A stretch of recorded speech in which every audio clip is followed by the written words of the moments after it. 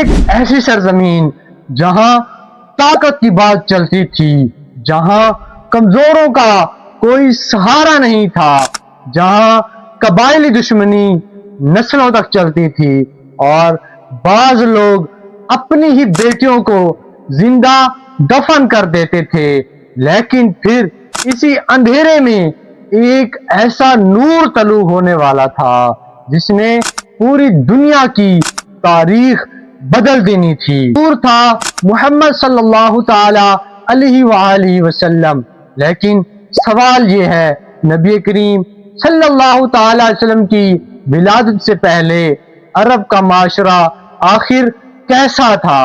آئیے تاریخ کے اس دور میں چلتے ہیں۔ نبی کریم صلی اللہ تعالی علیہ وسلم کی بعثت سے پہلے عرب میں کوئی مرکزی حکومت نہیں تھی، لوگ مختلف قبائل میں تقسیم تھے، ہر قبیلہ اپنی طاقت پر فخر کرتا تھا، اپنے قبیلے کی حمایت کو بڑی ذمہ داری سمجھتا تھا۔ اگر ایک شخص کسی دوسرے قبیلے کے کسی فرد کو قتل کر دیتا تو بدلہ لینے کے لیے کئی نسلوں تک جنگ چل سکتی تھی، معمولی واقعہ پورے قبیلے کی جنگ بن جاتا، اور کبھی کبھی یہ جنگیں سالوں نہیں دہائیوں تک جاری رہتی۔ معاشرے میں کمزور انسان کے لیے زندگی آسان نہیں تھی، جس کے پاس طاقت تھی وہ اپنا حق بھی لیتا تھا اور کبھی دوسروں کا حق بھی چھین لیتا تھا، کے مال پر قبضہ کیا جاتا، غریبوں کو دبایا جاتا اور کمزور لوگوں کے ساتھ ظلم کیا جاتا۔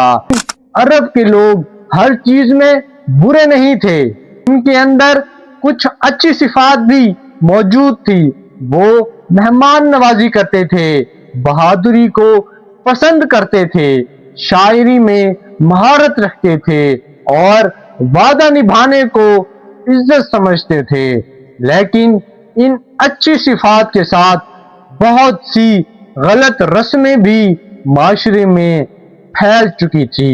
اس دور کی سب سے دردناک حقیقتوں میں سے ایک حقیقت بیٹی کے بارے میں غلط سوچ تھی۔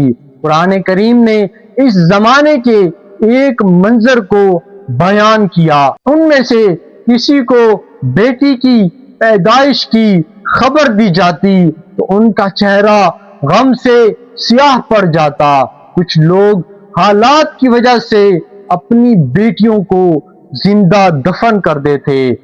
یہ انسانیت کے لیے ایک انتہائی خوفناک باب تھا، لیکن اسلام نے آ کر اس سوچ کو بدل دیا۔ اللہ تبارک و تعالی نے انسان کی عزت بیان کی اور بیٹی کو بوجھ نہیں نعمت قرار دیا۔ اس معاشرے میں شراب نوشی اور جوا بھی عام تھا، لوگ محفلیں سجاتے، شرابیں پیتے اور جوا کھیلتے۔ بعض اوقات انسان اپنی دولت کے اپنی زندگی تک ان چیزوں میں برباد کر دیتا۔ بعد میں اسلام نے ان برائیوں کے خلاف واضح حکم دیا۔ اگر ہم واقعی نبی کریم صلی اللہ تعالی علیہ وسلم سے محبت کرتے ہیں تو ہمیں صرف آپ صلی اللہ تعالی علیہ وسلم کی تاریخ نہیں جاننی، بلکہ آپ کی تعلیمات کو اپنی زندگی میں بھی لانا ہوگا۔ انشاءاللہ ملیں گے نیکسٹ ویڈیو میں، تب تک کے لیے اللہ حافظ۔ السلام علیکم ورحمۃ اللہ وبرکاتہ۔